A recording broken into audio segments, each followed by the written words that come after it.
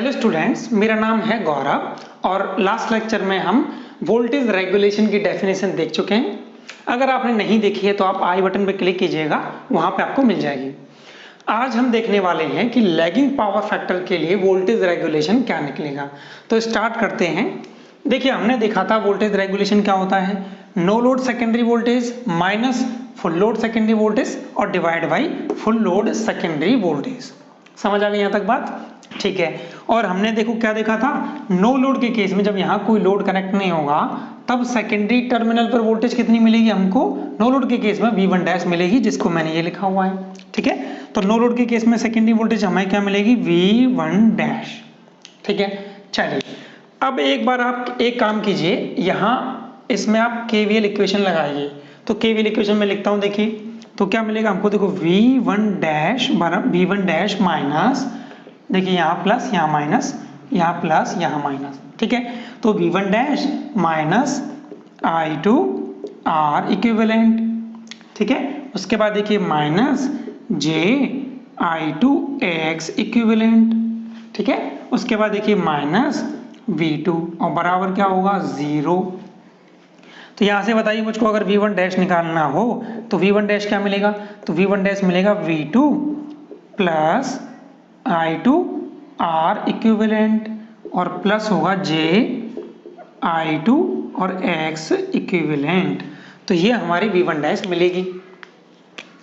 ठीक है, ये हम इक्वेशन क्यों निकाल रहे हैं, क्योंकि जब हम वोल्टेज रेगुलेशन निकालने के लिए फेजर डायग्राम बनाएंगे ना, तो V1 डैश हम यहाँ इस इक्वेशन से निकालने वाले हैं। अब हम स्टार्ट करते हैं, लैगिंग पावर फैक्टर के लिए हम फेजर डायग्राम बनाएंगे और फिर उस फेजर डायग्राम से हम वोल्टेज रेगुलेशन निकालेंगे।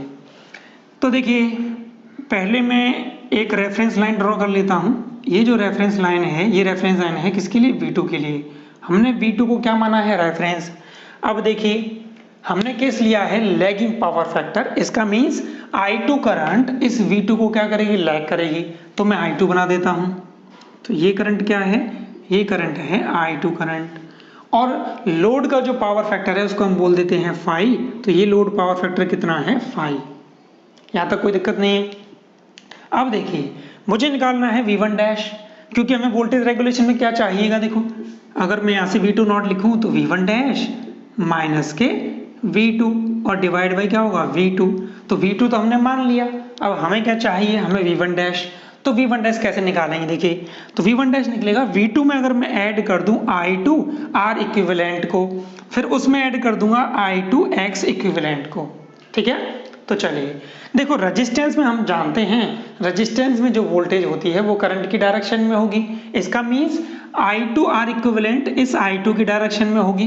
तो आप मान लीजिए I2 R इक्विवेलेंट इस डायरेक्शन में है, ये क्या है, I2 R इक्विवेलेंट। तो मैंने इसको उठाया और V2 में क्या किया, ऐड कर दिया। तो देखो ये मैंने V2 में ऐड कर दिया, तो ये क्या है, ये हमारी मिली I2 R इक्विवेलेंट। समझ आ गई बात? अब यहाँ से आगे देखिए हमको क्या करना है, प्लस के J I2 X equivalent. Plus J का मीन्स क्या होता है, 90 डिग्री। 90 डिग्री मीन्स हमको जाना है एंटी क्लॉकवाइज। तो एंटी क्लॉकवाइज डायरेक्शन में आप जाएंगे। ठीक है, तो अब यहाँ से देखो 90 डिग्री हम जाएंगे, ये एंगल क्या होगा, 90 डिग्री होगा। ठीक है, तो हमको क्या मिल जाएगा, देखो थोड़ा सा और छोटा बना देता हूँ मैं। तो ये लाइन किसकी होगी, ये होगी I2 X इक्विवेलेंट। ठीक है, J लगाना है तो J लगा सकते हैं, अदरवाइज हमने 90 डिग्री दिखा दिया तो J की जरूरत नहीं है। अब हम क्या करेंगे, इस पॉइंट से अगर मैं उसको मिला दूंगा तो हमको क्या मिल जाएगा, V1 डैश। ठीक है, तो इस पॉइंट से हमने इसको मिला दिया, तो ये हमको क्या मिल गया, ये मिल गया हमको V1 डैश। तो यहाँ तक फेजर डायग्राम में आपको कोई दिक्कत नहीं होनी चाहिए। अब हमने देखो क्या किया, इस लाइन को हमने आगे हमने बढ़ा दिया। ठीक है, इस लाइन को हमने क्या किया, आगे बढ़ा दिया। ऐसे ही हमने ऊपर से इस पॉइंट से हमने एक परपेंडिकुलर इस लाइन पे हमने खींच दिया, ये हमने परपेंडिकुलर खींच दिया नीचे तक, यहाँ तक। और हमने इस पॉइंट से हमने एक इस लाइन के पैरेलल में हमने एक लाइन खींच दी। ठीक है, अब मैं इन सभी पॉइंट्स के नाम दे रहा हूँ। इसको मैं बोल देता हूँ O, इस पॉइंट को हम बोल देते हैं A, इस पॉइंट को मैं बोल देता हूँ, ठीक है, इस पॉइंट को हम बोल देते हैं, देखो मैंने क्या किया, इस पॉइंट से एक परपेंडिकुलर इधर डाला, इस पॉइंट को बोल देते हैं B, इसको हम बोल देंगे C, इस पॉइंट को D, इस पॉइंट को बोल देता हूँ E और ये पॉइंट हो जाएगा F। तो अभी हमने क्या किया, सारे पॉइंट्स दे दिए। ठीक है, अब देखो मुझे क्या करना है, V1 डैश हमको चाहिए। ठीक है, देखिए इस V1 डैश और V2 के बीच में जो एंगल है ना, इसको मैं बोल देता हूँ साई। और जब हम रियल ट्रांसफार्मर में देखते हैं तो हम क्या देखते हैं, हम ये देखते हैं इस V1 डैश एंड V2 के बीच में जो ये एंगल बनाना है ना साई, ये एंगल साई बहुत ही न्यून होता है, बहुत ही कैसा होता है, लेस होता है, बहुत स्मॉल होता है। कैसा है, तो कैसा होता है एंगल, बहुत स्मॉल होता है। इसका क्या मतलब है, इसका मतलब ये है अगर ये साई एंगल बहुत लेस है, ठीक है, मान लो ये बहुत कम है, तो यहाँ जाके मिलेगा। इसका मीन्स ये हुआ ये OD और OC, OD लगभग बराबर किसके होगी, OC के होगी। क्यों होगी, क्योंकि ये साई एंगल बहुत ही स्मॉल है। समझ आ गई बात। इसका मतलब क्या हुआ, इसका मीन्स ये हुआ अगर मुझको चाहिए V1 डैश तो मुझे क्या निकालना पड़ेगा, मुझे OC निकालना पड़ेगा। अगर मैं OC निकाल लूंगा तो OC ही किसके बराबर होगा, V1 डैश के बराबर होगा। और OC क्या है, OC यहाँ से मुझे अगर निकालना हो तो हम टुकड़ों में इसको तोड़ देते हैं, तो ये किसके बराबर होगा, OA प्लस AB और प्लस BC। OA हमको कितना दिया हुआ है, OA हमको दिया हुआ है V2, हमको निकालना है AB और BC। ठीक है, तो हमको क्या मिल जाएगा, V1 डैश मिल जाएगा। चलिए देखिए कैसे निकालेंगे।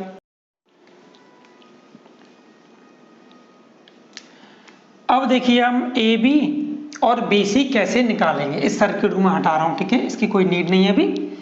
और वोल्टेज रेगुलेशन का ये फॉर्मूला था, इसको भी मैं हटा रहा हूँ। और V1 डैश इस यहाँ से पूरा हटा देता हूँ। ठीक है, इसको मैं हटा रहा हूँ। अब आप ध्यान से देखिएगा, देखिए अगर ये एंगल फाई है, ठीक है ना, इस I2 और V2 के बीच में एंगल कितना है, फाई, तो देखिए ये लाइन को हमने आगे बढ़ाया है। ठीक है, तो ये एंगल भी कितना होगा, ये एंगल भी कितना होगा, फाई एंगल होगा। समझ आ गई बात। अब आप ध्यान से देखिएगा, अगर ये एंगल फाई है और ये एंगल कितना है 90 डिग्री, तो ये कितना होगा, ये होगा सर 90 माइनस फाई, होगा या नहीं होगा। क्यों, क्योंकि तीनों एंगल कितने होंगे 180 डिग्री। 180 डिग्री में से 90 गया कितना बचेगा 90, और 90 में से 5 गया तो कितना बचेगा 90 माइनस 5। तो ये एंगल कितना होगा 90 माइनस 5, तो ये एंगल भी कितना होगा, ये एंगल भी कितना होगा 90 माइनस 5।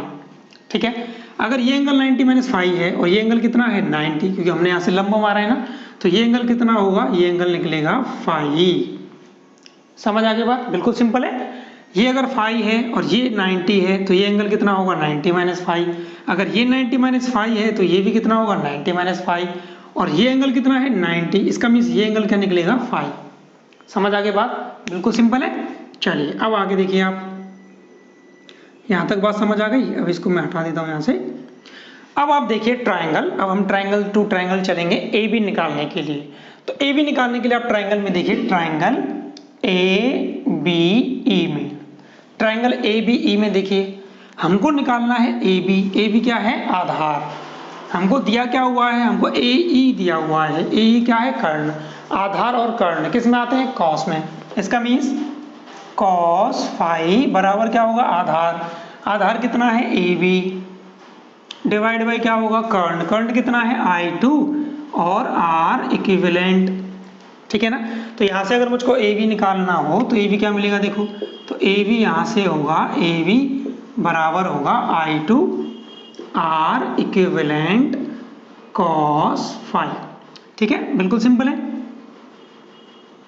अब देखिए, अब हमको निकालना है BC। तो देखो BC हम कैसे निकालेंगे, अगर मुझे निकालना हो BC, ठीक है, तो मैं क्या निकाल लूंगा, EF निकाल लूंगा। देखिए BC और EF क्या होंगे, बराबर होंगे। तो हम क्या करेंगे, यहाँ से EF निकाल लेंगे।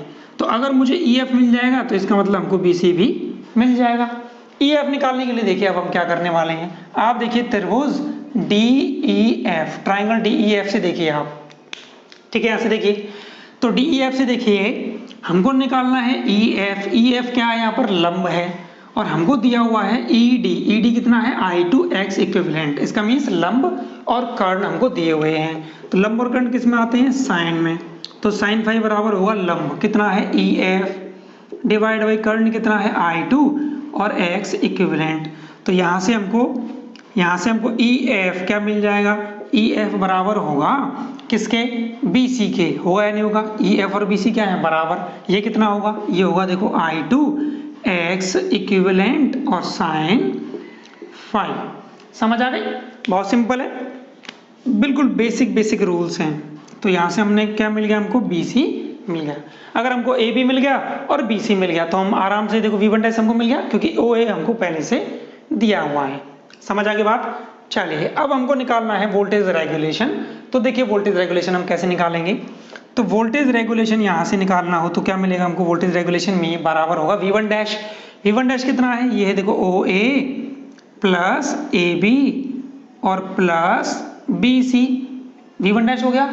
माइनस हमको क्या करना है, माइनस हमको करना है V2, V2 कितना है ओ ए, तो माइनस ओ ए और डिवाइड बाई कितना होगा ओ ए। तो देखो ओ ए से ओ ए क्या हो जाएगा, कैंसिल आउट हो जाएगा। तो हमको क्या मिल जाएगा फाइनली, देखो वोल्टेज रेगुलेशन बराबर हमको मिलेगा ए बी। ए बी कितना है, ए बी है I2 R equivalent cos phi plus के बी सी, बी सी कितना है, बी सी है I2 X equivalent sine phi और डिवाइड बाई क्या हो जाएगा बताओ मुझको, डिवाइड बाई ओ ए। ओ ए कितना दिया हुआ है हमको V2। तो ये वोल्टेज रेगुलेशन निकलेगा किस केस में, ये निकलेगा लैगिंग पावर फैक्टर के केस में। ठीक है, आसान था, समझ आ गया होगा उम्मीद है।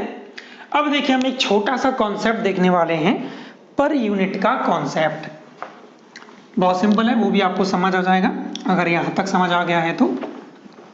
देखिए पर यूनिट का क्या कॉन्सेप्ट होता है, हम जानते हैं पर यूनिट वैल्यू क्या होती है। देखो तो यहां लिख देता हूं मैं, तो किसी भी क्वांटिटी की अगर हमको पर यूनिट वैल्यू निकालनी हो तो हम कैसे लिखते हैं, देखो पर यूनिट होता है एक्चुअल वैल्यू, एक्चुअल मीन्स वास्तविक, divide by base value. Actual value वो होती है जो भी उसकी वैल्यू होगी एक्चुअल वैल्यू, ठीक है, और बेस वैल्यू हम खुद मानते हैं, ठीक है, उसकी रेटेड वैल्यू को हम बेस वैल्यू मान लेते हैं। हम अपनी इच्छा से हमें जो सुटेबल लगती है ना सिस्टम के हिसाब से उसको हम बेस वैल्यू मान लेते हैं। जैसे मान लीजिए मुझे आर पर यूनिट निकालना है, इसका मीन्स रेजिस्टेंस की पर यूनिट वैल्यू निकालनी है, और एक्चुअल वैल्यू कितनी है, एक्चुअल वैल्यू है आर इक्विवेलेंट, तो डिवाइड बाय हम क्या कर देंगे बेस, तो हम कर देंगे जेड बेस, इंपीडेंस का बेस हमने कर दिया। और इस केस में ट्रांसफार्मर के केस में हम बेस ले लेते हैं जेड बेस, हम क्या लेंगे, जेड बेस हमने ले लिया V2 और डिवाइड बाई I2, ठीक है, इसको हम क्या बोल देते हैं जेड बेस। समझ आ गई बात। ऐसे ही अगर मुझको x पर यूनिट निकालना हो तो मैं कैसे निकालूंगा, x equivalent divide by Z base. तो ये दो हम यूज करने वाले हैं, एक तो x पर यूनिट को और एक r पर यूनिट को वोल्टेज रेगुलेशन के लिए। अगर आपको वैल्यूज पर यूनिट में दी हुई हो तो आप, अगर पर यूनिट में दी गई हो तो आप कैसे निकालेंगे। चलिए देखो तो वोल्टेज रेगुलेशन क्या था आपके पास, वोल्टेज रेगुलेशन आपके पास था I2 R equivalent cos phi plus के I2 X equivalent sin phi divide by V2। अब हम क्या करते हैं, यहाँ से आप I2 कॉमन ले लीजिए तो क्या मिलेगा, देखो आपको मिलेगा R इक्विवेलेंट cos फाई और प्लस के X इक्विवेलेंट sin फाई। समझ आ गई बात, ठीक है, सिंपल है अभी तो। डिवाइड बाई कितना हो जाएगा, डिवाइड बाई V2, ठीक है। अब हमने क्या किया, देखो अब एक काम कीजिए आप, इस I2 को आप नीचे की साइड ले जाइए तो क्या हो जाएगा, देखो तो वोल्टेज रेगुलेशन होगा उस टाइम पे R equivalent cos phi plus X equivalent sin phi, ठीक है, और डिवाइड बाई क्या हो जाएगा, देखो इस I2 को नीचे ले जाएंगे तो ये हो जाएगा V2 और डिवाइड बाई I2, जिसको हमने क्या बोल दिया है बेस इंपीडेंस, ठीक है। तो वोल्टेज रेगुलेशन फाइनली क्या हुआ, वोल्टेज रेगुलेशन निकलेगा यहाँ से R इक्विवेलेंट cos फाई और यहाँ प्लस के X इक्विवेलेंट sin फाई और डिवाइड बाई क्या हो जाएगा बताओ मुझको, डिवाइड बाई इसको हम लिख देंगे जेड बेस, ठीक है, सिंपल है। चलिए इसके बाद देखिए क्या हो जाएगा, यहाँ पे इसको मैं मिटा देता हूँ अभी। तो देखिए हमें क्या मिलेगा, वोल्टेज रेगुलेशन, तो वोल्टेज रेगुलेशन होगा यहाँ से, वोल्टेज रेगुलेशन बराबर देखो R इक्विवेलेंट अपॉन, इसको हम लिख देंगे देखो R equivalent upon Z base, लिख सकते हैं ना, cos फाई और प्लस के हो जाएगा x equivalent upon Z base, और यहाँ क्या हो जाएगा साइन फाई। तो वोल्टेज रेगुलेशन हमको क्या मिलेगा, वोल्टेज रेगुलेशन होगा, इसको हम क्या बोल देंगे R पर यूनिट, ठीक है। इसका मीन्स वोल्टेज रेगुलेशन होगा R per unit cos phi plus x per unit sine phi. तो ये voltage regulation lagging power factor के केस में पर यूनिट में हमें दिखाना हो तो ये निकलेगा, ठीक है। तो आज के लेक्चर के लिए इतना ही, उम्मीद है आपको समझ आ गया होगा। अगर आपको समझ आ गया है तो प्लीज़ वीडियो को लाइक कर दीजिएगा और मुझे कमेंट कर दीजिएगा। इस लेक्चर के लिए इतना ही, थैंक यू।